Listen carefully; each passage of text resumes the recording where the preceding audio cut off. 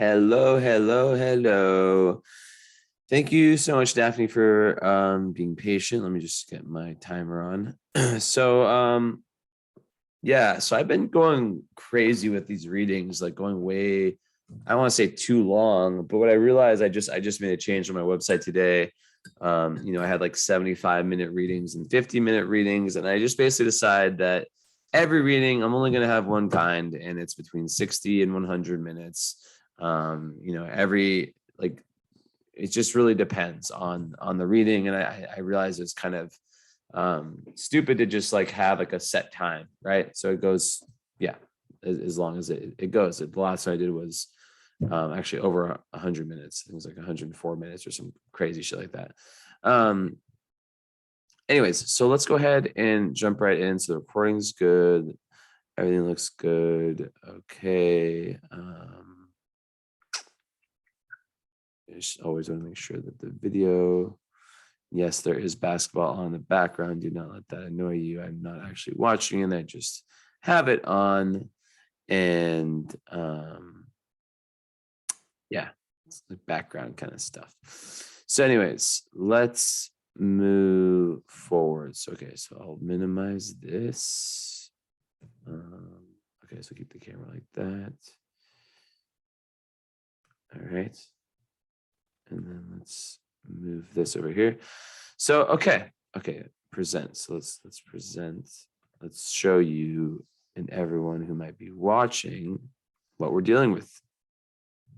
So what are we dealing with? And this is the last chart I'm going to be doing before I take my trip to Poland. So for anyone watching who had who might be watching who has charts that I owe you, I'm going to be there for a few days, and next week I'll be back to work. I might even do, actually, who knows? I might, you never know. I'm going to bring my computer, so I might even do readings from there. You just can never, I'm completely unpredictable. So Daphne, so what do we have here? We have someone who, and actually one quick second. One quick second. I just want to do one little thing.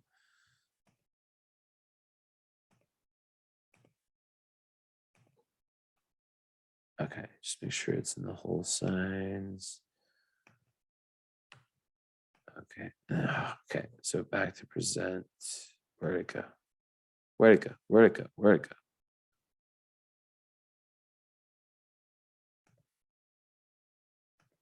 Okay, share screen. Okay, so it's really annoying that I can't maximize this. It's always slow. My program is always messing me. But okay, so this is the birth chart. We got the ascendant here in Capricorn, 25 degrees. The moon in the third house in Pisces, and the sun in Gemini conjunct Venus. And it's a Cazimi conjunction. Wow. It's 0.01 away. So your sun and your Venus, that is very, very interesting. I've never seen a sun. It's very few sun Venus. Cazimi is when the sun is within 0.17 degrees of another planet. I've never seen one that close with Venus. As I sip my Coca-Cola, I've been on a weird like soda streak lately. I like never drink soda. I don't even know. Sugar. Yeah, I'll like do these kind of like weird things, and then I'll just like won't do it for like years. It's very, very bizarre Aquarius kind of energy I have. Anyways, so how I like to start my readings is I like to speak about what is the relationship between the sun and the moon. So one of my good friends, Gigi, she has this exact same thing, this exact same combination. She's in Cosmos. And then also Kanye West has this exact same Gemini sun, Pisces moon. So I've never met someone who's a Gemini sun, Pisces moon who is not a little bit eccentric, super, super creative, right? And just a very unique person that You just want to know. They beat to the beat of their own drums, right? Tons of mutable energy. So aside from that, though, you also have your Mars in Leo in the 8th house. And then you have your Venus, like I said, in Gemini, also in the 6th house with the sun. You got that Taurus, Jupiter. So you got the earth, you got the water, you got the fire, and you got the air. So all elements complete. So that's very good. So question 1, how does Sun in Gemini work with Moon in Pisces, right? I always give the egg metaphor in astrology that you are like an egg. The shell is your ascendant, which is Capricorn. The white is the sun, Gemini. The yolk is the moon, which is Pisces. I just made a post about like the sun and the moon, how important the moon is, right? So overall, Pisces moon, Gemini sun. So basically, like they're very dynamic energies that can lack groundedness. They can definitely lack balance. I told you how talented, like how talented, multi-talented, and creative this combination can be. But I think with anyone that has this, there's always that question of stability. How do you find stability? So the arts and, creative outlet is a huge, especially when you have Jupiter in the 5th house, conjunct your South node, that's one way, right? Like a Kanye. Or my other friend who's really into into poetry and high spirituality. But basically, when you have the Pisces moon, right? So it means that there's a square between the two, even the elemental square, which means that there's a tension, right? There's one part of you, and I think we share this in common because I'm a Pisces sun, Sag moon. So it's just it's just kind of inversed. But basically, there's one part of you, the Pisces part, that wants things a lot slower. It wants to sit around and meditate and be in their dreamland and be more introverted, right? Be a monk person, like kind of energy. It's so peaceful, compassionate. It wants to be there for its friends. It gives you this vivid imagination and connection to the dream world, and to your, like I said, like you have this amazing intuition, potential psychic abilities. Honestly, it's something you can really tap into, especially with Neptune here in the 12th house, and then even Mars in the 8th house. But then the Saturn there can kind of push that away. But we'll talk about that more later. So the thing with Pisces moon, though, is that it's so boundaries, because the moon rules emotions. It rules what makes us comfortable. It rules what makes us feel secure, right? So basically, when you have a Pisces moon, you feel secure when you're in that kind of otherworldly element, right? Like, so it's almost like escapism. So when you're able to find this like higher reality, that's why a lot of people that have Pisces energy, and I made a post about this, maybe you saw it, I think yesterday, about how this can work in love. I highly suggest you watch that. It's like, I forget what the name of it, but it's basically like how Neptune or Pisces people are in love. It's like a video that is very relevant to your chart. But basically, yeah, with the Pisces moon, the internal environment is one of endlessness, of boundlessness, of almost like heaven energy. So a lot of times Pisces moon people, they'll spend like more time living in their imaginary worlds, living in that imagination, right?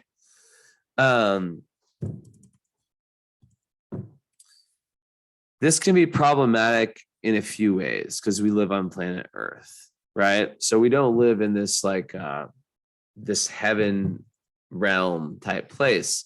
And a lot of times Pisces moon people can be taken advantage of for their high compassion and empathy and good nature by energy vampires, or people who, kind of like want to trick them. And basically another thing about Pisces moon is that it can create some type of like emotional fog, like where it's almost difficult for you to understand your emotions, to really understand who you are and emotional, because it's so complex, right? There's so many layers to it.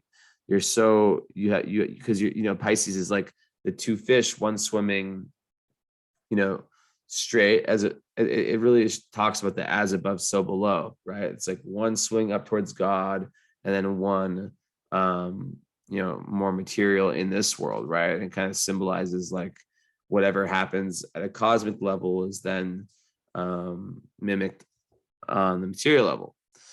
But the Pisces moon, the big warning sign I give is like, you have to watch out for like you really need to spend time alone. Anyone with a Pisces moon needs to have alone time, and they need to, especially like when they're around, like they can be really, really overwhelmed by like the collective energy and the energy of people around them. So it's super, super important to like choose the people that you surround yourself with. A lot of Pisces moons that I know, man or female, they can struggle from what you could call this like over compassion, right? So, and this can be problematic because like lots of Pisces moons, they want to be in like a helping profession. They want to do something that's for the greater good, right? But it can be really easy for them to have burnout because they can take on so much of what's not theirs. So it's super important for a Pisces moon to figure out ways. I'm gonna take it off share. I don't think when I share, I haven't really watched my videos, but I'm pretty sure you don't see my face too. I wish there's a way I could do it to where you saw my face also, like in like a little corner. Maybe I can look it up. Maybe there's a way. I think you just see the screen. So I want you to see me also. So what they're saying. So yeah, with the Pisces moon, like it's so important to have alone time and to kind of like to find healthy escapes, to find healthy ways that this Neptunian energy can be portrayed and can be let go.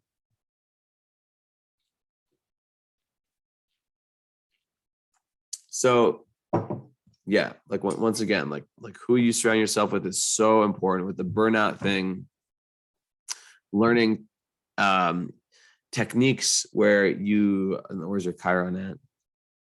Taurus, okay.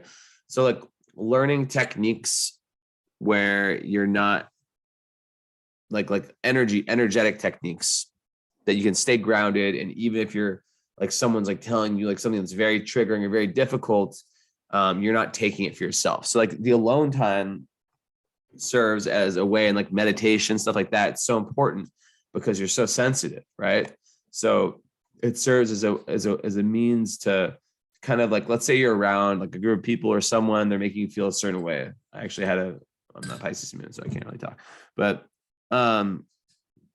when you actually like move away, so you can try to like understand, and you can go back to the Cosmos episode. We have it in the recording on the patreon.com/Astrology of the root chakra that Yaihara taught, because she gave us some techniques on how to know when you're ungrounded.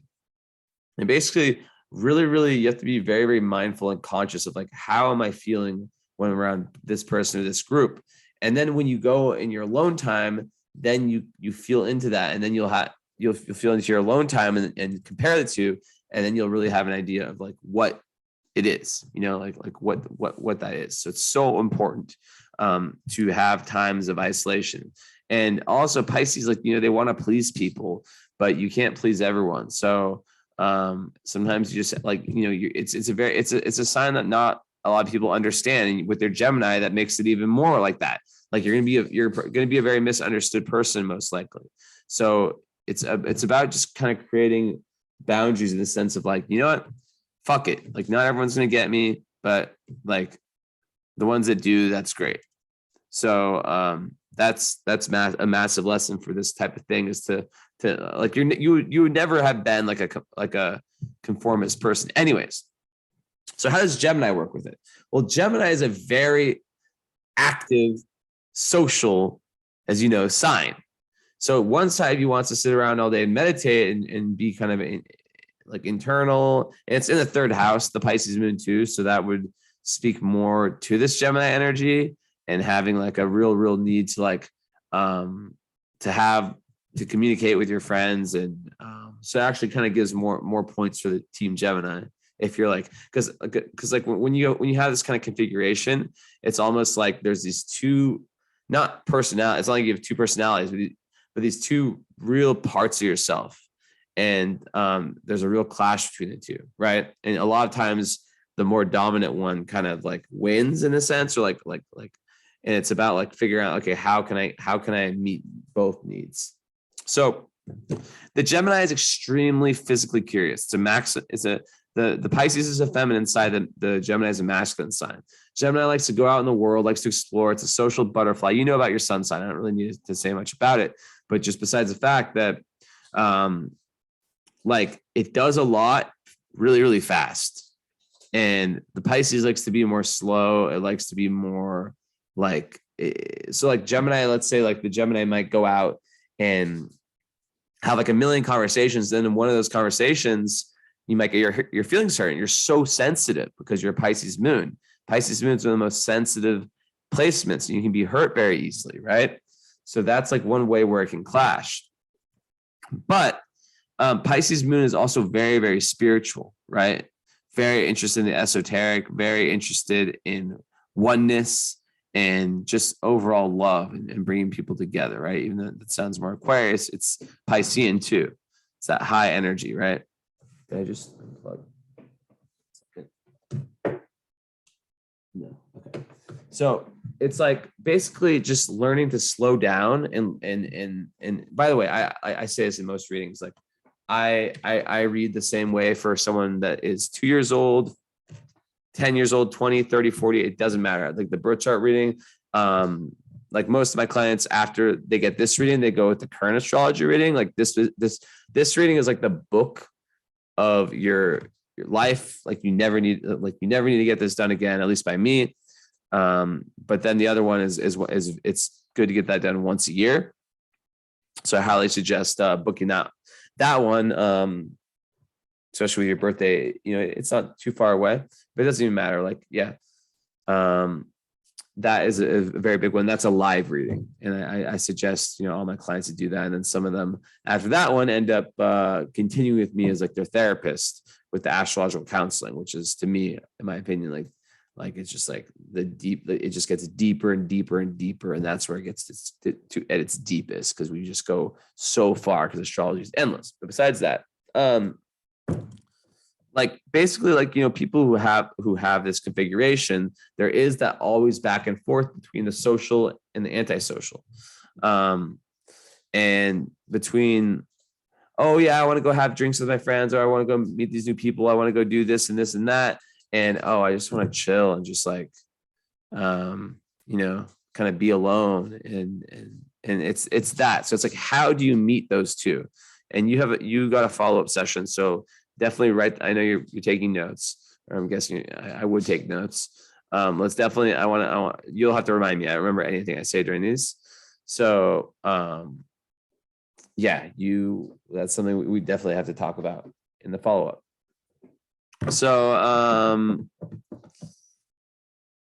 besides that, you know, just Gemini energy, it can be anxious, and then like both, basically you have like the two, you have the Gemini is the twins, that's two, the duality, and then the Pisces is the two fish, both swimming swimming like in different areas. So it's like, that's going to be a theme for you, is like extremes, right? So it's so important for you to do things like getting in nature,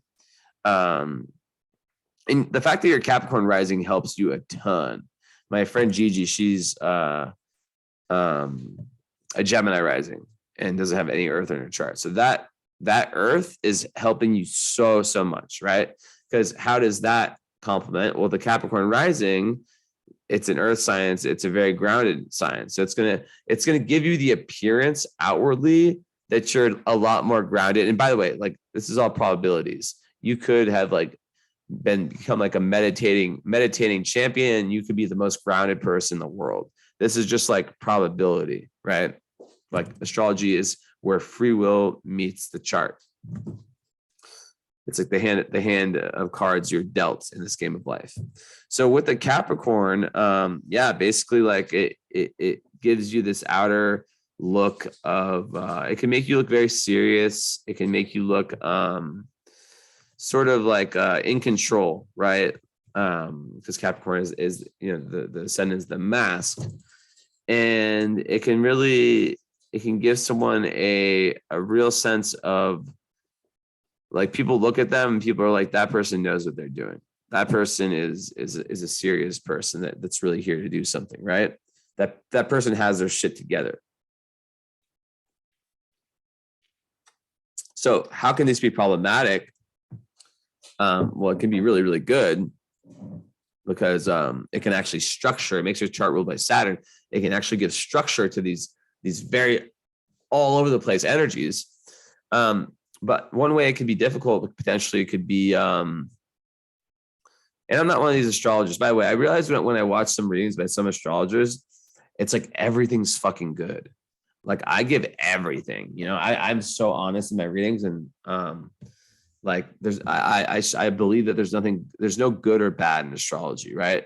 There's only like easy and difficult.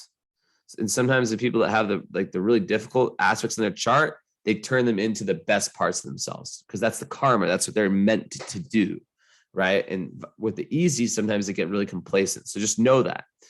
Because I did just think of that, like how like I've heard some astrologers like who do like birth chart readings and post them on YouTube, just like everything's fucking positive. But okay, so it could be problematic in the sense that you might have this really, really like self-assured external personality that, and then other people might not like see when you're vulnerable or see when you're struggling, right? But overall, it makes one very, very ambitious, persistent, able to really and it really, really helps you, like, because you start a lot as a Gemini Pisces, you're constantly starting and like so curious, like here, then there, then there, then there. It kind of grounds that a little bit, which is very, very. It's probably like the best. Like I would say, it's like really a very good groundings. A very, very one of the best rising signs I would say you could have with being a Gemini Pisces, because I mean you just need Earth, whether it's Taurus. I would say like Taurus or Capricorn, super good. Actually, in your case, it would have been Taurus because then you have Venus on your sun, but it doesn't matter. Doesn't matter. It's very, very ambitious energy. And you'll approach things quite cautiously, and it can make you quite a plotter, quite a planner, even though you do have all of these energies that are like the most go with the flow, live life. Each day is a new journey type energy. And one other thing about this kind of your big three is you're going to be a very entertaining person. I hope to see more of you in Cosmos, because it's just a dynamic is a word. Dynamic, open-minded, right? Super open-minded. Anything is possible kind of energy, right? With your moon co-ruled by Jupiter. And just very dreamy and just like people can talk to you about anything and you're not going to judge them, right? Like you're not going to like just like be in this like this mindset of just like, oh yeah, I know everything. Like you have this very amazing mind that can just allow new information and new worldviews to come in, which is so good. A lot of people don't have that. even some people that might be like, maybe have high IQs because they did good on that test. I wrote my book. I don't know if you ever got my book, Pisces Live 9 Lives, but I had a whole chapter about intellectual curiosity and intellectual open-mindedness, and how I view that as, one of the most important things, like in terms of intelligence, in terms of how you are as a person. And that's something that you definitely have a lot of. So the fact of your third house moon is, once again, it's like, that's basically like there's an emotional need to have lots of friends and friends, different walks of life. Also, it gives you a really strong emotional connection to siblings if you have any of them. There can be like up and down energy, or the relationship can be up and down, but it's very, very important for you to have the relationship if you have siblings. And neighbors also. So, and kind of like your close environment, like the city you live in, like just like really getting around and like knowing all the nice, like kind of like cool places, like the new hip places to go. Like you really like to kind of like get around wherever you live.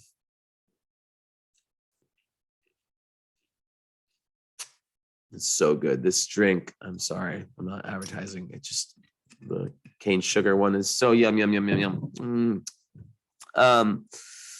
So that was weird. Then the sun in the 6th house conjunct Venus. So as a Gemini, right? Sometimes Geminis aren't the most likable people, but for you, it's completely different. You have this very sweet energy, right? Venus conjunct the sun Cazimi. I want to find this. Where did I have this in my notes? Let's open this up. Where did I find this? Basically, like the Venusian energy is playing a huge role in your life, right? And hold up, let me find this. And it's sometimes difficult though, because it can make your self-esteem really tied up with the need to be loved by other people. And there can be a strong clash between pursuing your goals and enjoying your relationships. But the thing that it's in Gemini though, so Gemini is that changeable sign, right? So Gemini Venus is typically like, they're very curious and they can switch partners a lot, right? Like if they get bored of a partner, they can like switch really easily. It's kind of like infamous, like, for being like the I don't want to say the word whore because it's a very bad word because it's not what it is. But the whore of the Gemini, like in a sarcastic way, I say that. And the reason is that the Gemini Venus people, like my dad has this, for example, like he's not a whore, but like, he like, it's just like, okay, so there's lots of implications, but basically like they're the kind of people that will date someone like because of the mind, because they're very curious about that person. Like there's something intellectually that stimulates them, right? So they really want to learn from their partnerships, but more on that a little bit later. So with this, this conjunction, there's a lot of like peace and tranquility in your life and really not liking arguments, right? So that's like where like the Gemini energy, it can be quite argumentative, right? So this Venus is going to kind of push that away. I'm going to say there is the potential for like narcissism with Venus conjunct Sun. It's not, and I know you're not one, or you're not like that. But like, but it's just such a beautiful energy that it can make someone just like really, really excessively proud, right? But it's not really the case. It's more the case when the Venus and the Sun are in a sign where the Sun is a lot stronger than Venus, right? Like for example, if it was in Leo, this is more kind of neutral. And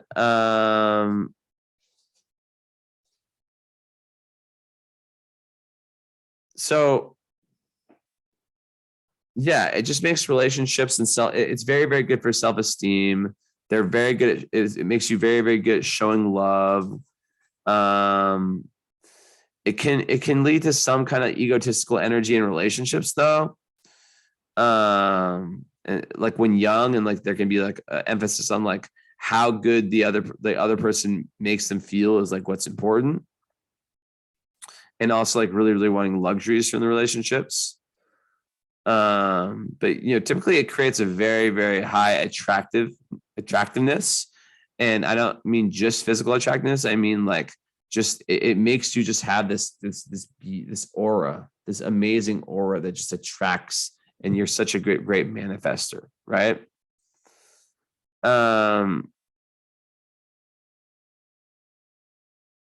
So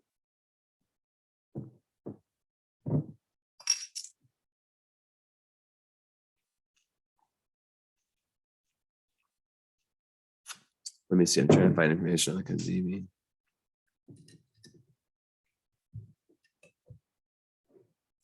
So it's really good for all kinds of like careers, anything where any career, right? Where you benefit from charm and kind of like an outgoing personality. Really good for art, for music too, because Venus rules like or music, like arts in general. It creates artists because the sun is like who you are, and Venus is a huge part of who you are. Entertainers, all that stuff. Also, it's great for politicians.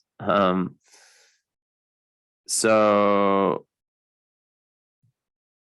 and then Venus and Kazemi. Okay, I found it. So, if the Sun Venus conjunction has an orb of less than 17 minutes, which you do, then it's called Kazemi. This means that Venus is so close to the Sun that's considered to be in the heart of the Sun.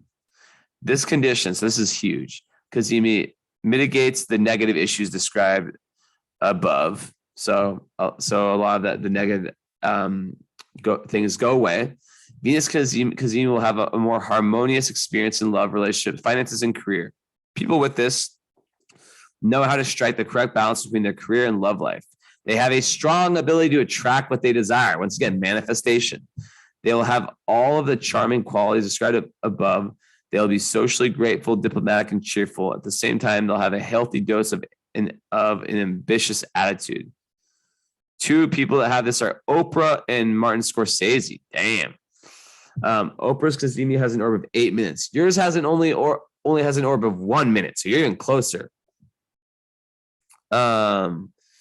In Aquarius, which is what her sign is, Venus is stronger than the Sun, and so the relationships are a higher priority than career for Oprah. Is Venus stronger in Gemini or the Sun? I think it's stronger in the Sun. So I think the career would be more powerful. But I don't quote. I'm pretty sure it's air sign. Someone might say that Oprah prioritizes her career over her love life. That would be an incorrect assumption. One does not keep the same lover for over 30 years without lovingly tending to the relationship. Scorsese is in Scorpio, so his sun is stronger. He may hold his career and priority over his relationships, blah, blah, blah. Although the Kazemi effect should give him the ability to create a perfect harmony between his career and love life. So we see how powerful this is for fortune, for manifestation, and balance, kindness, and just overall, it just makes you just chill. Just chill. It adds a lot of balance. It's like a real beautiful like omen in your chart. It's really, really beautiful karma to have that. So then the fact that you're like I said, the moon in the third house, it just kind of adds more Gemini energy to where there's the emotional need to communicate. And I already kind of went into that enough, like with your, and like really have like friends. Like friends are super important. Even you can even though you're a very deep person, you could really like enjoy small talk. Like you can have like an emotional connection to small talk potentially, even though you're Pisces moon. And another thing with Pisces moon is you really need to have people close to you who understand your emotional depths. And that has a ton of implications in partnership. You'll really, really need someone who's going to understand how deep and sensitive you are, and who's not going to hurt you in those ways. And then overall, the Gemini, someone who just like like maybe like it can go different ways because opposites attract. Maybe it's someone who's like your rock, who's that very, very consistent, very, very understanding, empathetic. Or also, you know, someone who just like, but like, yeah, that's very important. But then also someone who like really sees you as this kind of like genius, like just like eccentric, like different person, just is amazed by you. That's super important. Not like in a narcissistic way, just like, I think with your chart, it would be kind of like the opposite attract type thing, like an anchor type person. But love is, you know, so mysterious. That's very hard to tell. And that's what compatibility readings are for. Anyways, okay. So with the sun in the sixth house, you know, sun in the sixth house is, it's, you know, it has to do with the routine, workplace, being of service. It's very, very karmic placement. So like, you know, like any kind of charity work or like when you're able to be of service to humanity in any way is going to really, really impact you and your health. Also, it makes your routine and your personal health really, really important. And it can be very, very easily drained if, especially with the Pisces moon, with the wrong people around. It's possible that you suffered health issues at a young age. And this is something that's common with the sixth house suns. And basically, you know, it has to do with your daily life, and it can create someone who's like a very good employee, and who really like seeks like get a big part of their like life purpose is like in their job. And with Venus there, it's going to give you tons of luck, maybe even like finding love within your job. And just like your daily life. You have Mercury there too in the sixth house. So like, that's just like really great energy for someone who's like, you know, an employee of any sort, or someone who's just like being of service. And also it makes you extremely organized, and it makes you someone who is able to like really like, you know, create lists and really figure out, and it goes back to your Capricorn rising too, like, so you have all this kind of what can be looked at as scattered energy, but then with this, it kind of like creates some order to the scatteredness, which is awesome. I love it that your sun's in the sixth house. So, okay, aspects, let's see. So aspects, suns, moon square Neptune already. Okay, so that is basically like you over empathetic. So like what I said earlier is super true. The alone time is so important. It doubles down on that, and there can also be like the emotional confusion, like where you just like might read situations incorrectly. And it's all about like, it's super, super important to like get down with your intuition and really, really, really like work at it. Cause because it can become a superpower, right? But early in life, it can have issues on self-esteem too, because it can just like make it really, really hard to truly like understand, like there can be lots of fog that comes up for you understanding your true emotional nature, and like really like taking in so much of the energy of the world around you, and you really just like, it creates that escapism. So it's like important to like kind of, you know, watch out for substances and those more difficult escapes. Anyone with the Pisces moon, Gemini sun has, you know, potential for like addiction. So finding these like positive escapes is so important. And just like there's this big need to retreat from the world into your own imagination. And that's where you really find yourself, and nourishment is like when you're just like able to kind of get away and get into your own energy. So like making sure that the friends you have and the partners you have understand that sometimes Daphne just needs to go away and chill out and just be alone. I'm the exact same way. And it's kind of difficult to explain that to people who just don't have that, you know?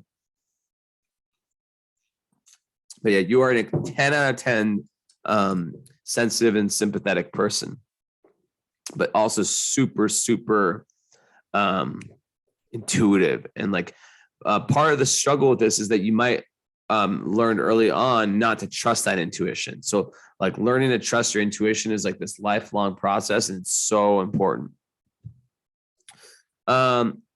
So besides that, like implications with the mother, right? So like the fact that your sun squares your moon means that the messages, like the overall message that you may have taken from your mom, your dad, are going to be very, very different, right? Maybe like maybe they're divorced, or maybe they're just very, very different people, right? Maybe they're still together, but they just have like very, very, like if you had to like write down like an exercise, like right now in one paragraph, what's the main message, main thing you learn from your mom, main thing you learn from your dad, or their main thesis to you? They'd be very, very like different usually. And let's definitely talk about that and make a note to talk about that in the follow-up. But yeah, so like with moon square Neptune, how your mother nurtured you is extremely important, more than other people. It's so important, right? Because you're so sensitive to subtle energies, right? And nonverbal cues. And you can even like, some people with this can like read people's thoughts, like have actual psychic abilities. So if there's any like negativity instilled in you by your mother, you might think that it can really shape your life a lot, because you might actually think that that is your own negativity. So some people that have this, they go so deep into their lives thinking, oh, this is me. And then they do like their spiritual work and they realize, oh shit, that's not me. I was holding on to this. This is not mine. So there can be lots, like you have to watch out for like self-victimization. Sometimes there can be like issues like abuse by the father in some type of way. And once again, like the escapism is so important. And there's like this tendency a lot of times to like withdraw, even as an adult, into like to just like kind of like withdraw into the imaginary world. But if there was a healthier mother-child relationship, it's like I said, that's the big one right there, right? It's so important. Then maybe it's less how I described it above, and more about like intuition and having that as a strength. But overall, you're really, really gonna feel things way deeper than most people. I mean, you have to understand that. And I know you've understood that your whole life. So a key to dealing with this is expressing your emotions and showing your sensitive side, being able to like even as a Capricorn rising that appears like everything's always okay, to be able to just like speak and share and just like tell, if not everything's okay, just like share it. Especially like when you share your suffering, like it's going to be so deep that people will really listen. And this openness will avoid any need to like be like the victim or even the savior, right? And also like you could, like as a Gemini, you're a natural storyteller. So like putting these two together, that's one way where it can come in, like poetry, stuff like that, right? So another thing is that any shyness can be overcome by using Neptune rules like cameras, mirrors, screens, stuff like that. So if you like practice talking or whatever, like with the throat chakra, like really getting out what's like connecting the heart to the throat. I spoke about that in my last reading, like connecting the heart to the throat, which is the longest journey, like what's inside the heart to actually speaking it. You can practice that like by recording yourself or anything like that. Okay. So moving on. So that's kind of that. So that's a huge aspect. And then you also have Mercury opposite Neptune too. So that can be an energy where you might feel like you're like the same type of energy, but with thoughts and people and like people, like you might like start to think that like other people's thoughts are your own, right? And have like lots of fog and confusion when it comes to your own mind. And you might have like a really, really different learning style. Where is your Mercury? It's in, so your Mercury's very strongly placed in Gemini, right? But at the same time, it's opposite Neptune, right? So it's like and Neptune's in the 12th house, which is strongly placed. But basically, with that one, you just have to really like watch out and not play victim. Not play victim, and also just like understand like that you might have like this kind of like potential like paranoias, right? Like you might see a situation incorrectly. So it's really important to like ask other people like, hey, like this is how like I saw it. But overall, it's super high imagination power. But there can also be disappointment in close relationships with this. And you can like be really, really strong on like the really high mental areas, right?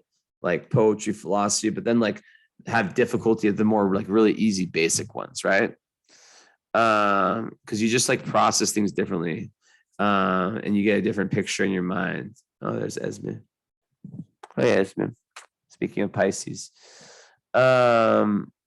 so it's like miscommunication is something that can definitely happen. It's an opposition, so it's really important to like clarify, like in whatever situation you're in. Like, is this what you mean? This is like how I understood it. And really like communicate like that, right? And you might like incorrectly perceive another person's character traits or intentions. So it goes back to like really speaking your mind and really being honest. And yeah, like I said, it can like double checking, asking for advice, and seeking a second opinion. But there's so many famous people that have this one. So it's like, it's really, really good for the arts and creativity, right? And like, just like that imagination, it connects your mind, Mercury, in your brain, you're communicating to Neptune, that like otherworldly energy of high Pisces energy, high Pisces. So, and then Mercury in Gemini is a very strong placement, right? In the 6th house. So it's like, Mercury is in dignity in Gemini, meaning that the Mercury, which is like your communication, how you think, the brain, it works best in Virgo and Gemini, and you have it in Gemini. So it makes you very smart, makes you really love conversation, love information. It'll make you a very fast talker and a fast processor, right? Even though sometimes you might, like, as I said, perceive things like incorrectly, you're still very, very capable. It makes you like really enjoy like media, like whether it's like books, reading articles, whatever it is. And just like really, really loving to learn. And also just like communicate, like people who have like with this, being a Gemini yourself, you're definitely a talker. You're definitely someone that likes to communicate and have talks with your friends. So in the 6th house, daily life is your teacher, right? Like you have this very stimulating and busy daily routine. And you might be actually like interested in learning about like health and how you can be of service to humanity. And also there's a huge like theme of like the relationship between mind and body, right? The psychosomatic, that's like very, very emphasized. So yeah, but Mercury and Gemini people, they're going to be multi-talented. They might have like 2 different careers, right? Or like they'll have so many different hobbies and so many different interests. Mars. Okay, so Venus, Mars. So Venus is like we said in Gemini. On its own, it can make one very flirtatious, very curious. Really like the mind is what's really important to you. Like you can't be with someone where there's not like this like exchange of ideas and like this high communication in the relationship, and really someone who's really willing to listen to you, but also who like where it goes both ways, like not just someone who's listening and not adding. Like you really you are going to want someone who, or you really wanting someone who like you guys have an amazing intellectual connection. Also Venus and Gemini, they just love, like, once again, it's like, Venus is what you love reading, love books, love anything that's in the realm of Gemini. Gemini rules the hand. So maybe there's like something like with guitar or like some kind of something that like video games, something that where the hands are moving, right? It's very, very healing. But you can get, the thing with Venus and Gemini in love is that they can get very restless and bored easily. So that's like why they really, really need that stimulating partner. It's also in the 6th house, a very good omen for health. Sun there too. So that's really two really good things for your physical health. And also the fact that you have Saturn in the 8th house, that is an omen of a very, very long life. Saturn in the 8th house, like literally just prolongs life. You have Mars there too, though. So we can talk about that after. So yeah, Venus and Gemini, it's just like, so like, let's connect it to like all the love stuff. So like, you know, we talked about like with the blah, blah, blah, blah, blah, blah, with the moon, how important it is to have that person who can really understand your depths and like, you know, your true energy and like really like everything about how you are on a deep level. But then also someone who, you know, like you can really connect with on that intellectual level. But when we add to this, you know, Mars and Leo, and then Juno in Virgo. Juno, you know, this is like, so Juno in Virgo, you know, Juno is like the asteroid of like marriage and higher commitment. It's one of my favorite, maybe my favorite asteroid in astrology. It's basically saying that you're really wanting someone who is able to like you might like who's really able to be consistent, who, you know, maybe their love language is shown by like what they do. Like they're not people who just talk the talk. They back it up by their actions, right? That's like really, really important for you, as it should be. And sometimes you might look too much for the perfect partner. So you might need, typically people will have that need to make adjustments in that, understand that no one is perfect. But really, like also it has to do with like the 6th house energy, right? Which is like, so you have a huge 6th house ruled by Gemini, and you know that's like the household, like someone who's like clean and you know like able to like kind of have that same kind of energy of you in terms of like for example like household chores and who's very, very reliable to get like the kind of like minute day-to-day stuff done, where there's like a connection with your guys' like routines and what makes you guys feel comfortable in that area. Because you know, Gemini ruling the 6th, that can make you like get also like easily bored with your daily routine, right? Where you can find it difficult to keep a schedule. So, and it can, kind of scatter energy in that. So it's like kind of like, how do you know, it's interesting that you have so many planets in that area.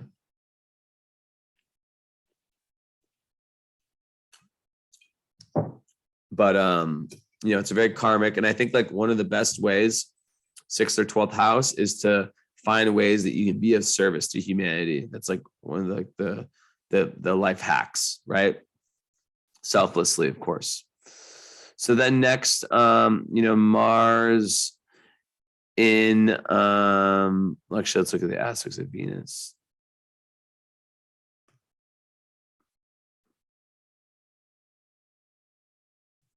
And wow, so if you do get a current astrology reading from me, I can see that Pluto is like just past your ascendant. That's crazy. So that's like a very like probably feeling of like a revolutionary, like this is a new era for you. But I have to look that whole thing together. Okay. So also, you know, your Mercury with Pluto trining, it's like that's like gives you like when you get dialed in on wanting to research something and learn about something, and like also you can just get really, really intense and just like learn so much about it. And also it makes you a very powerful communicator, but not like an overbearing one. Someone who with your voice can really, really like get people listening. So Venus So with your Venus also, like, so you're going to be someone who like really, really in love. Like you can't be boxed in. Like cleanliness is just going to be disgusting to you. So it's really, really important to have someone that understands and respects your freedom, and especially with the Pisces moon, you know, your need for space. And also, I just see like I don't know. I feel like you're like an artist. Like even if you don't have like a creative outlet, you have so much artistic energy. You know, Venus trine Uranus is just like when you're actually letting yourself go in this artistic way, like you're gonna be a very, very unique in the way that you create whatever you create, right? And you're gonna, when you're like allowing yourself to completely let go in that creative process, you will get downloads, right? Like, so like the idea of like, you know, like what's it called? The Jungian, like automatic writing, where you just start writing without thinking and you're just completely in the right brain. Like you can like get downloads from that. So that's super, super interesting. And I know you're 100% extremely creative, like 100%. So, so Mars in the 8th house, boom, boom, boom. Mars in the 8th house. Let's see aspects here. So square. Okay, so it's squares Jupiter. So which is in Taurus. So basically, like Mars is like your animalistic instinct. It's like your assertiveness function. You have it in a fire sign, so that makes you assertive. That's really, really good with your chart. But sometimes it can be a little bit of like a pride, like Leo Mars can be a little bit like prideful in their actions, you know. So you have to watch out for being too proud, you know what I mean? But overall, you know, having Mars in a fire sign is where you want to have it. It's a strong Mars placement. And it makes you just have like this very big impact and lots of charisma, right? And because it's in the 8th house, it pushes you towards like the esoteric. It pushes you towards these kind of intense experiences that lead to your transformation, right? But you know, with the Mars and Leo, you have like a very strong impression on the people around you, and it usually creates a lot of self-confidence.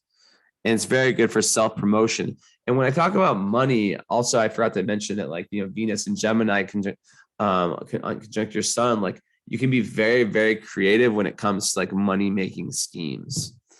Yeah.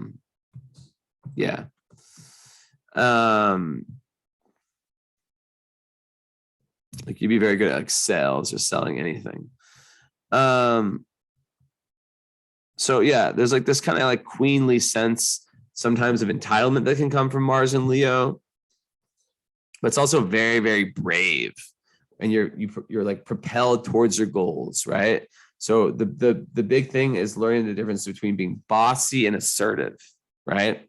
So leadership is something that is you're potentially a very, very good leader, but it's about learning that lesson, right? But you're really here to like be on this planet and leave your mark. And you're not gonna, like, once again, this goes along with that Gemini, right? Venus, which by the way, they're sextiling each other, meaning that there's a flow between these two planets that are very, you know, like it's like the second yin yang, Mars and Venus. You're not gonna bother with anything that doesn't light your fire. Like passion is really what gets you moving. So super important for you in that sense. And it makes life just very adventurous, where whatever like gets your heart, your passion going, like that's where you go towards, right? So in love, and also one other thing that I love about Venus in Leo, or Mars and Leo, is that they really know how to bring out like the inner child, like that hidden gold out of people, right? It's like this contagious warmth, especially with this other energy you have. So that's really good. So in love, a lot of times they can be sometimes attracted to like looks. So, you know, it is what it is. Not all the time. It's not necessarily that. But really attracted to regal lovers. And they can sometimes do a little bossy. And yeah, very, very good for leadership. They can sometimes like overdo things and throw their weight around too much when they're opposed. That's kind of what I mentioned before. And it's just like boss energy, boss bitch energy. So it's just like watching out, like I said before, about learning the lesson between assertiveness and being bossy. And that's kind of also Mars and Leo in a fire sign. It makes exercise super important. But that's kind of like where this energy between the Gemini and the Leo comes in, is that this Mars is going to like be team Gemini, or Gemini versus Pisces. You have a kind of similar quandrum as I do, is where it's like the Pisces is kind of getting dominated here, right? That like more silent, like emotional part, because the Mars, the Venus, the Sun, the Ascendant. The ascendant's kind of neutral. I mean, it's Capricorn, so it is a feminine side. That's neutral, right? And then the Mercury is, it's like everyone's against the Pisces, so it's like the Pisces might like really be getting left out. So that's something we should definitely focus on in our follow-up. So Mars in the 8th house, that's a super sexually potent placement. I'm just going to throw it out there. Sex drive high with Mars in a fire sign, 8th house. So 8th house matters are like where your like masculine energy gets pushed into. So this is like death, rebirth, transformation. As I said before, the Scorpio archetype. It can make you really like benefit from other people's resources. And what else can I say? Like interest in the occult. Like let's say like you see something, like you see an astrologer, maybe me, that you like get intuition about, or like anyone like that's in this area, or a teacher, like you just like go towards it with that fire, right? You're like, I want this, like I see the value in this, right? So yeah, it's typically like like I said, very sexual placement, and it's that kind of sexuality where it's like lots of like firepower, but then also it's like that kind of like tantric, like that kind of like spiritual type of sex. That's 8th house sex. 5th house sex is more of like the kind of like whatever sex. This is like the spiritual sex. And it makes you very passionate in your relationships. So there's a level of like really wanting to like within the relationships you're in, transform yourself through them on a spiritual level. And 8th house Mars can be very jealous also, and it can be obsessive.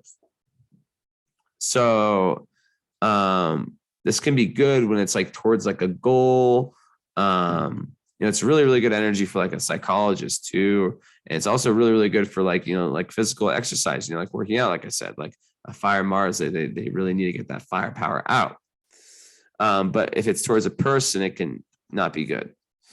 But it's a lot of times, it can be like money and material things.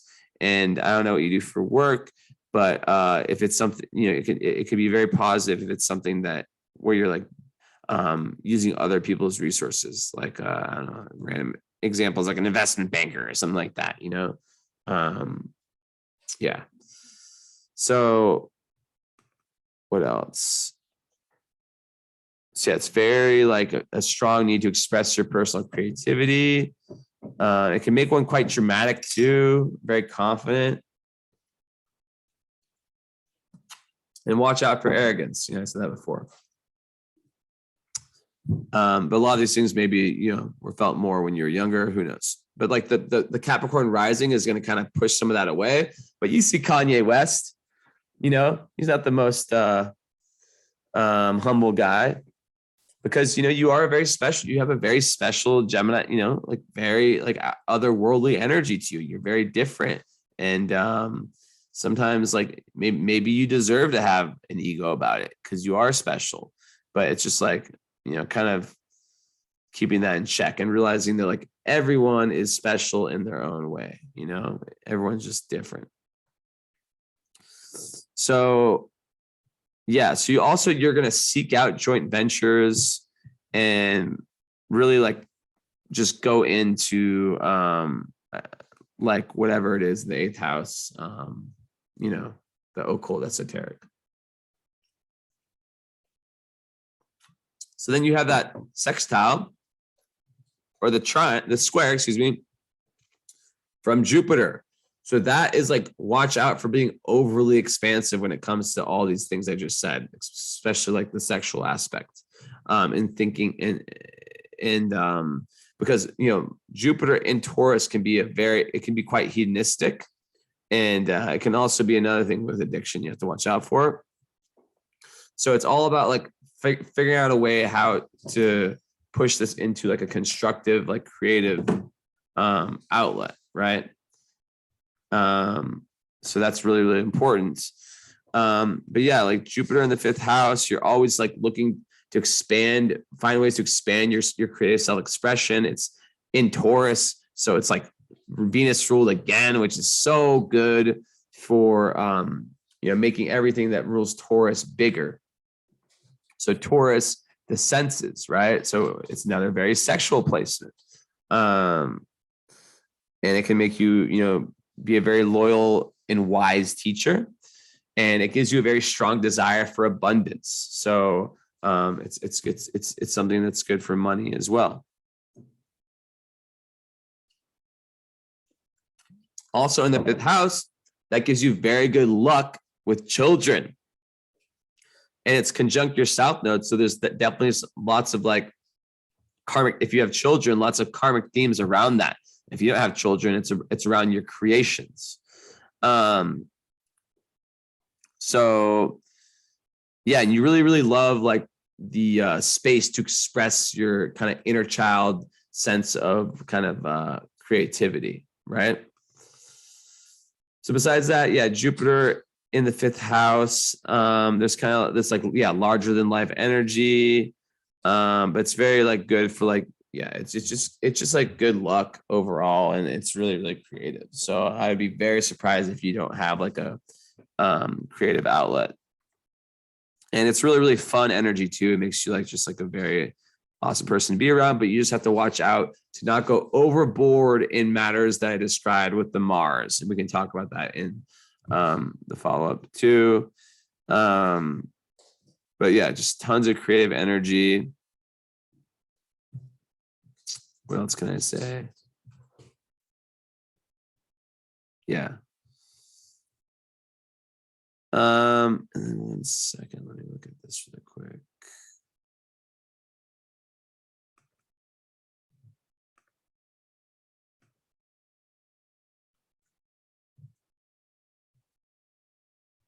Okay, so let's see what this has to say. Once in a while, I'll check some notes and just see what I've left out.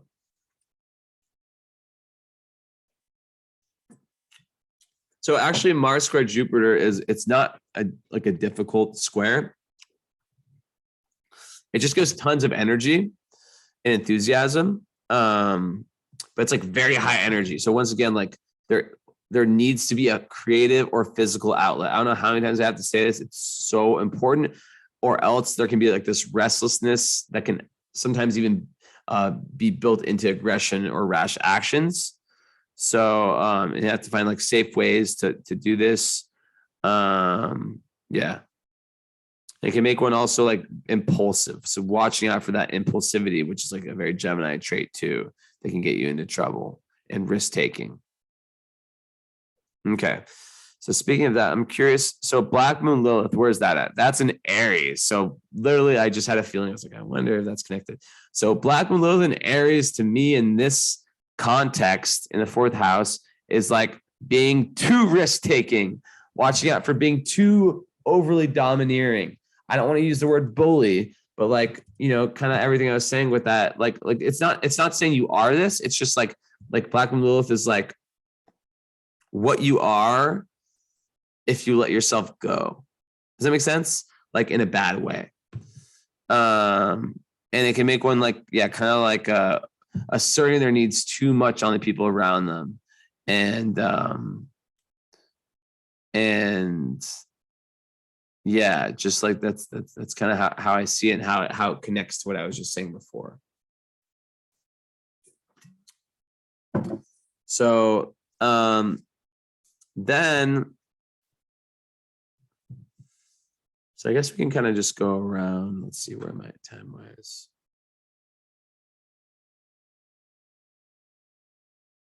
Okay, so we're already at 70, whatever. So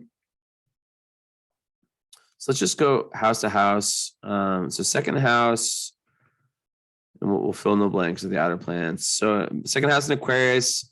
So it creates kind of like money and possessions being quite unpredictable, and really valuing your individuality and originality.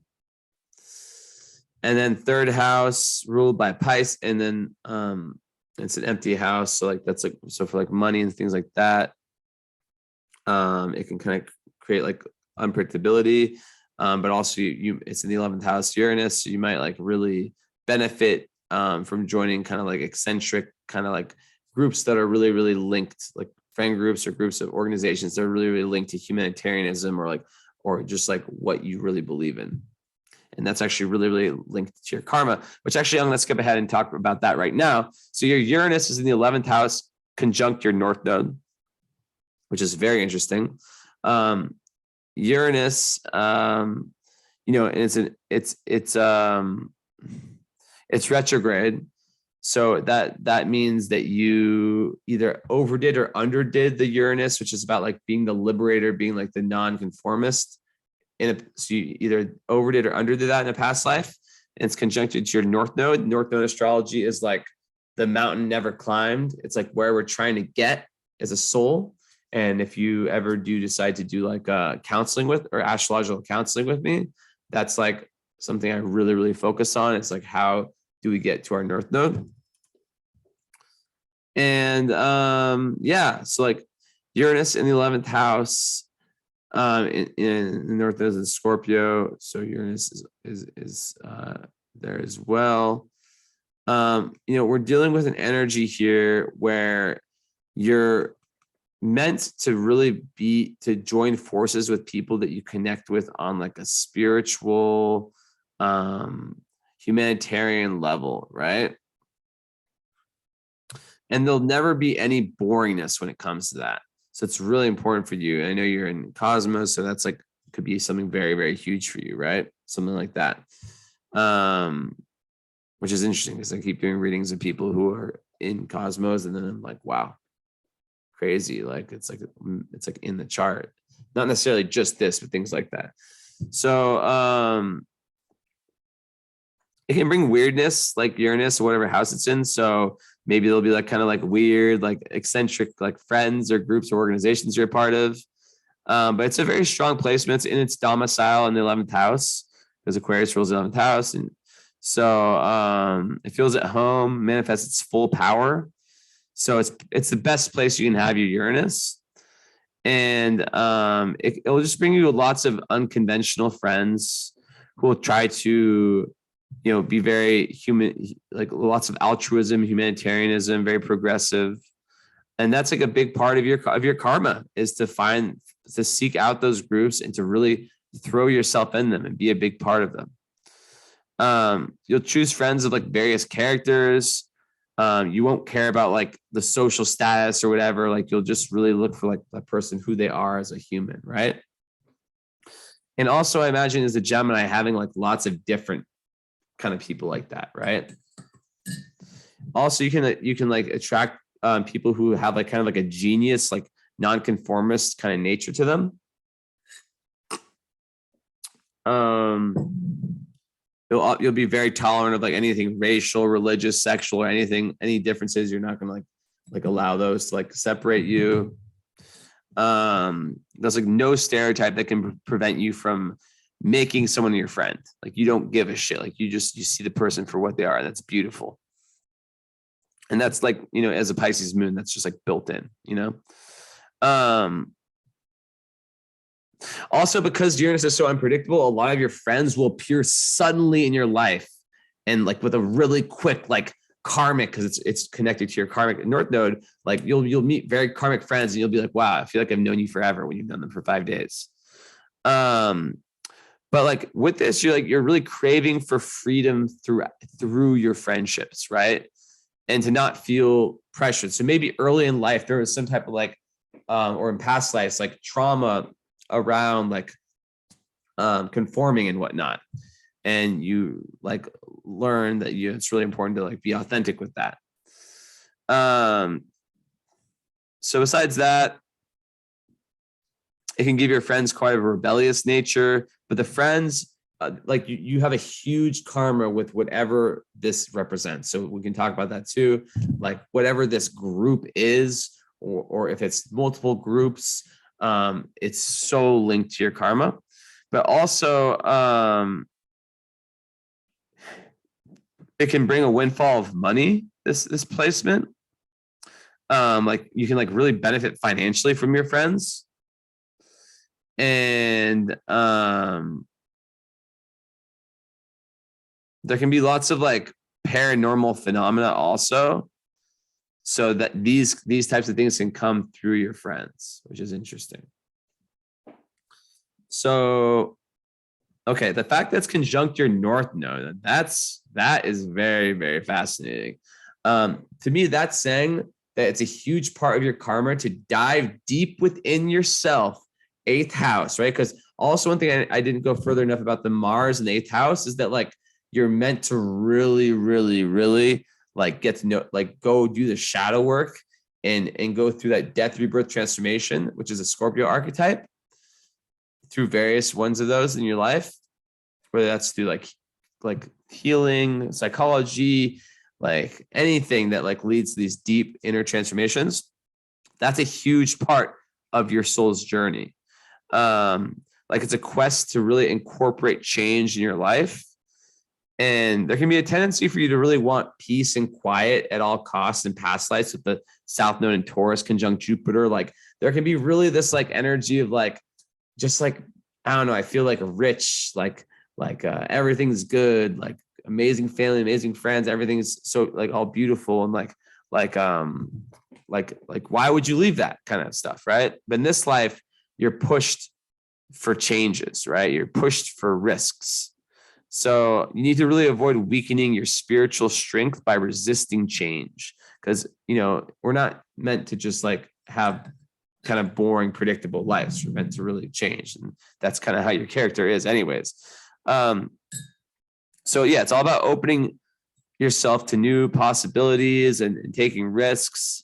And when you do that, you'll find luck. And really, really karmic people and like these things that will happen quickly. So when you're taking risks, you'll meet very like karmic friends that will like help you in this. And it might be through traveling, Vertex 9th house. It might happen through traveling and through just traveling physically or metaphorically, right? And also, like one other thing about love that I didn't say before is that Juno's in the 9th house. So you might actually be attracted to someone from a different culture. So moving forward, okay, let's go back to like how are you doing with the houses. So 3rd house ruled by Pisces. So your communication can be a little bit vague, and it can make you a very, very good creative writer, or just like any like just creative communicator, abstract kind of. And then Neptune ruling the 3rd from the 12th house is just beautiful. It's just like you're able to channel into your writing, into your communication, like this otherworldly energy. So I would totally dream journal if I were you and do things like that. So then 4th house ruled by Aries. You tend to be like very independent of your family and in your original background, preferring to kind of be your own person. And maybe, with the Black Moon Lilith there can be some like darkness that comes out within your family. And you might like think that your family is the problem. But really there might be some like kind of like difficult cycles that go on with you in them. So that's something there. Maybe like kind of like that bossy like energy or whatever you want to describe it as, dramatic, whatever, however that plays out, that might play out, hey, husband, in your family. So Aries Black Lilith is a fear of being unworthy when we break it down. So it judges its own performance and achievements and struggles, finding itself worthy, lack of self-esteem that stems from the idea that it needs to achieve more than others to finally be worthy of happiness and worthy of love. This makes you miss lots of opportunities because deep down you don't believe you deserve it. Convince yourself that no one else is better than you. No one needs to achieve anything in order to be loved and happy. I like to throw that one in there. Okay, moving on. So then fifth house ruled by Taurus. So that's gonna create like somewhat of like a really enjoying sensual pleasures in life. It could be really good for singing and any pastimes that involve physical gratification. And then you also have Chiron in there, as well as the South Node and part of Fortune. So you have a lot of energy in there. So Chiron in Taurus is about wounds to the body, wounds to the crisis of like the crisis of values. And like yoga can be really, really healing for you. And yeah, there can just be like wounding around self-worth, where one can like overcompensate for like through like money, possessions, and all that stuff. And also there can be like a large distrust of the body, and really learning like to go into the body. And the fifth house, that can be like the creative self-expression, which is so huge in your chart, may have been wounded maybe by like a parent or like something early in life. So like something maybe pushed you away from having fun. But with Jupiter in that house, that pushes that away and gives you so much expansion in that area, which we already talked about Jupiter there. And then part of Fortune, which is like a part of your chart that represents like where you find abundance and joy. It's like this real flow state. It's there too. So in the fifth house, for you, creativity equals joy. And your personal creations inspire beauty and joy and really, really help you on a deep energetic level. And also in Taurus, just really discovering joy through stability and your creativity and your ability to build firm foundations. Yeah. And then surrendering to forces of nature. So like I already mentioned nature, that's like very huge too. Lots of peace from there. And the South Node fifth house, I already kind of mentioned that. You're here to really serve humanity, let go of like possessive and passionate personal relationships in order to really carry out like a very detached service to humanity. And like fifth house, is about Leo. So like there's tendency to be kind of the star and to kind of be like the creative genius in past lives. And now it's like, how can I give back? How can I like really get deep within myself and do the shadow work that might be difficult to look at, but bring it back to like, I guess, humanity. So, okay. 1 second. So then, okay, sixth house, you got all that stuff in there. I already talked about that, like easily bored with daily routine. Talked about all those planets. Seventh house ruled by Cancer. Seventh house is relationships. So that's just like, really like you enjoy being in a warm and caring and loving, like motherly almost relationship. And you really like to take care of your partner and vice versa. So even though you're not someone that necessarily loves clinginess, you're someone who's really looking for something serious and really looking for something that like, where you can like build a very secure home with your partner. So, eighth house ruled by Leo. There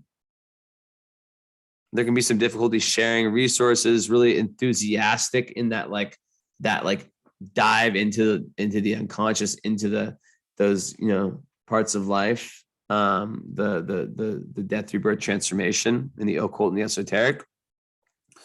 And then Saturn there is there can be a fear of joint enterprises, and it can also be a fear of intimacy, where you feel really overwhelmed by it, or maybe even restricted in the sexual expression. So I know I said all that stuff about the Mars there, but the Saturn can kind of push that away. So it's usually around the Saturn return around 30 where you really can kind of break free of a lot of that. And you can really learn a lot through like the esoteric, the occult, and it can give you this real structure to where you're really able to, to kind of get there. And just like watch out for like any kind of litigation, legal stuff. There are going to be lots of setbacks in that area of life. Let me open my notes and see if there's anything important I left out.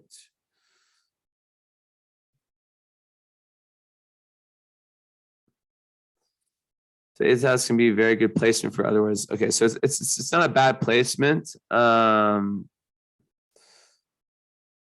the most important effect, it makes the native serious about matters of the 8th house, like sex, not the casual type. Here lays the sex of unification, mystical experiences also. So it makes, and like everything like that, death, rebirth, transformation. So it can make you very serious about like their shadow work, right?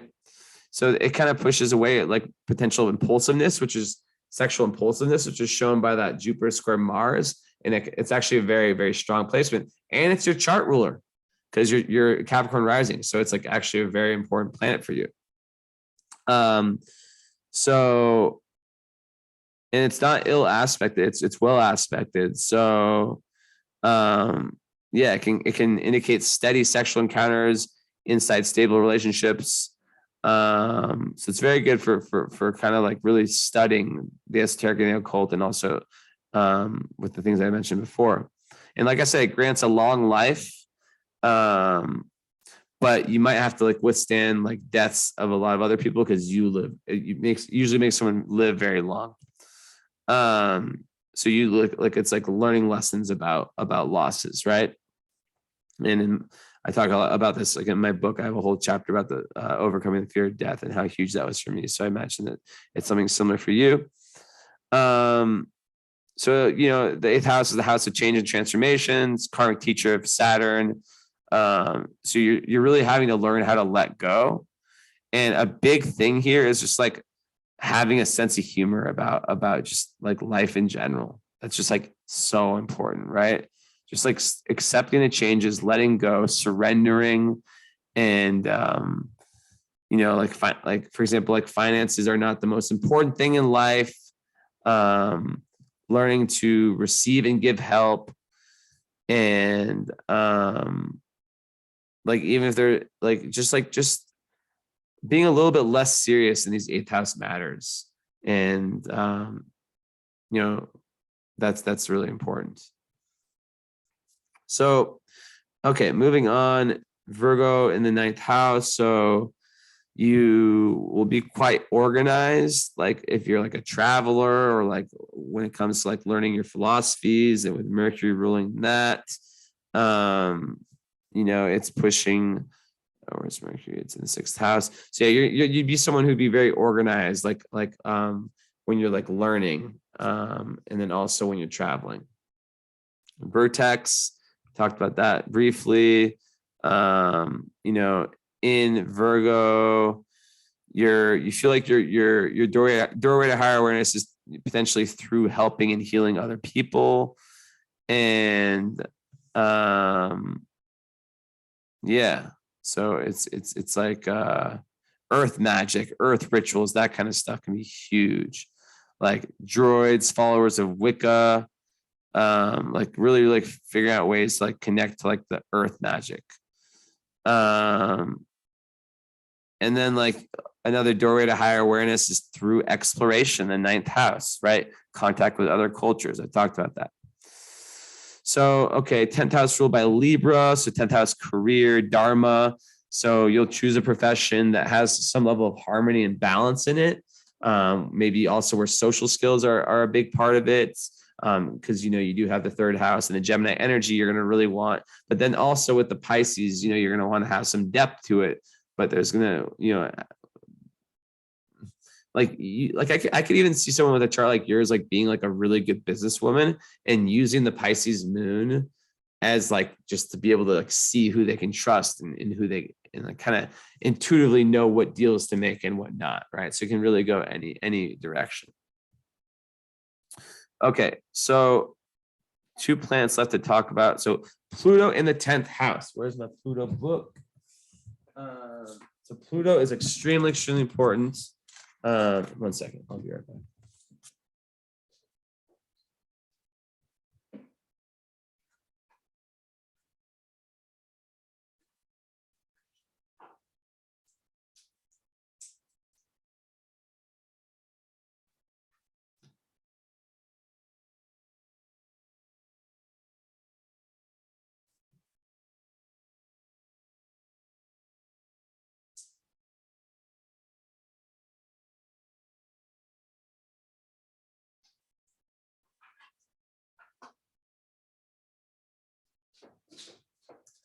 Okay, so Pluto is like kind of like the shadow, right? It's like the whole like archetype of like going into your own personal underworld, and through that you find gold. But it's like only the brave really go towards their Pluto, and it's very very important, right? So it can have to do with like skip step in past lives and like where with the North Node and Pluto, like that's like where there's like lots of growth. So one of them is in the 11th house, one is in the 10th house. So that means like a lot of your like soul growth is meant to be like in the career, like in the outer world, right?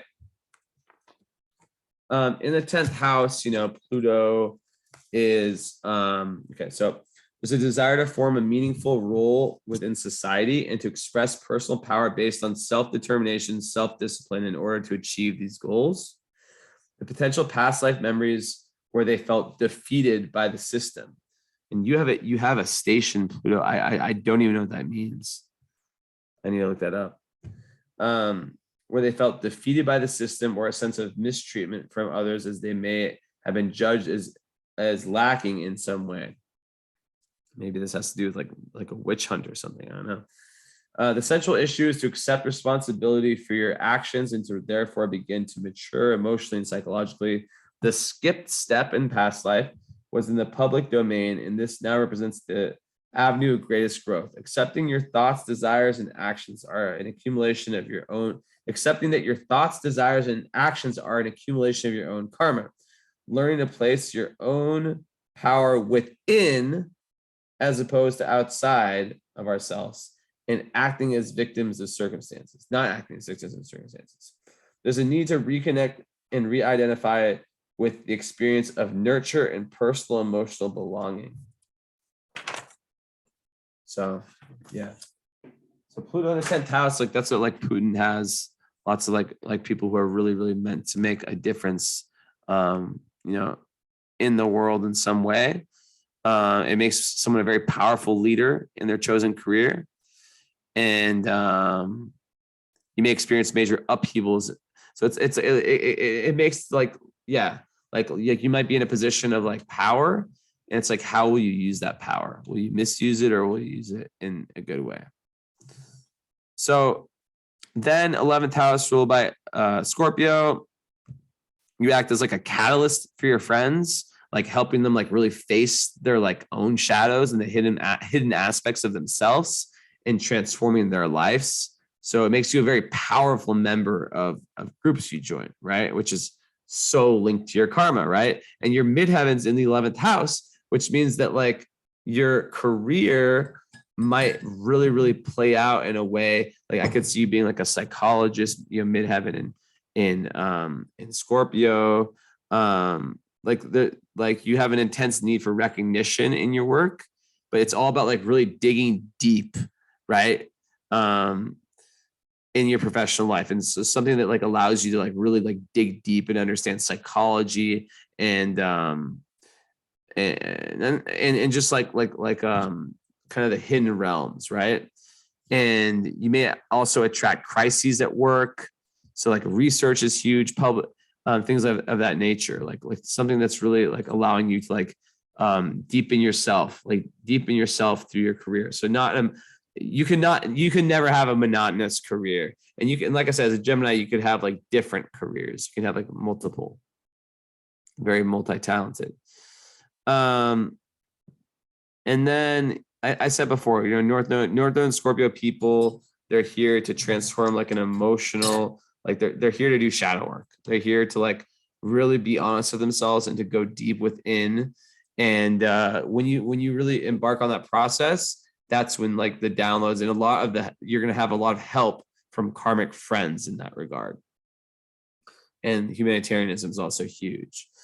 So finally, 12th house ruled by Sagittarius. You may feel that you're on a very deep spiritual quest in this lifetime, and you may encounter many teachers or gurus. And but in the end, you find that the greatest wisdom comes from within you, which goes back to that thing about trusting your intuition, right? And finally, the last planet I'll talk about is Neptune in the 12th house. So once again, this is like the third or fourth time I said this. You feel very overwhelmed by the undercurrents of the world. And there can be this escapism through daydreaming or fantasies, or maybe like hopefully not drugs or alcohol. Makes you super, super compassionate. Neptune, is in its domicile in the 12th house. So you have Uranus in the 11th in its domicile, and then Neptune in its domicile. So that's very, very strong. And Neptune in the 12th house, it's at home, right? So like Neptune and many other houses, it can kind of cause a ruckus, right? Oh my God. I'm once again doing another 100-minute one. But in here, it's very good. So basically, like it connects you really, really deeply to the collective unconscious of mankind. You can be a great psychologist. It represents the things that lay beyond your conscious mind. So it really awakens abilities that are connected with the deeper layers of life. And you're really connected to the collective. So like you feel things so intensely. You feel like you can just meditate and like feel the collective energy and feel what's going on. Just a double-edged sword. It's something you really need to learn to work with. So it can like be like psychic abilities and clairvoyance. There can be prophetic dreams with symbolism. So that's why I said before, dream journaling is super important. So basically the gates are open to the world of like archetypes and symbols and high spirituality. Also, it's responsible for institutions. So there can be potential like where you work for like some type of like institution, kind of like behind closed doors type thing. But I don't see that necessarily. Maybe, who knows? One thing, 12th house Neptune, look out for undeserved guilt. Like there can just like be this guilt that comes for no reason. And that, you just really have to watch out for that. That's all I'm going to say about that. Where you might blame yourself for something that's not you at all, right? And this can also go back to the thing we said about the mother. So the lesson is that by allowing like guilt to creep in the mind, you're actually turning towards being the person who is in need of help instead of being the person who can help others, which goes back to this giant thing we talked about, right? And if one genuinely wants to assist other people, you first have to learn how to stand firm in your own existence. Like a doctor, for example, has to be cold-blooded if he wants to do the job well.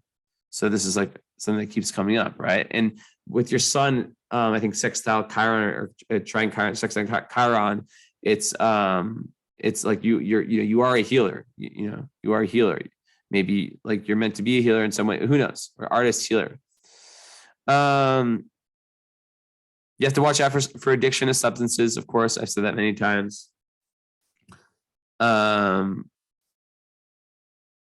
it's like really, really amazing for art and imagination. You can like channel like your dreams into your art. Like it makes you like gives you like antennas for like the imagination, intuition. But you have to like find ways of building protective barriers towards all like the energy vampires, right? Because it's so difficult. It can really be difficult. Like to kind of like once you like let someone in, it can be difficult to kick them out with that super compassionate energy, right? And yeah, so like for example, like someone like might try to take advantage of you and they're like, hey, let me stay with you for a while, and then they just like don't leave and they just stay, right? And you're obviously someone that needs to be in your own energy, or like if you have like a partner, obviously that partner has to like really, really be in tune with you. So yeah. That's pretty much it. So yeah, we'll figure out, like message me about the follow-up. 1 second. And we can kind of figure that out. It's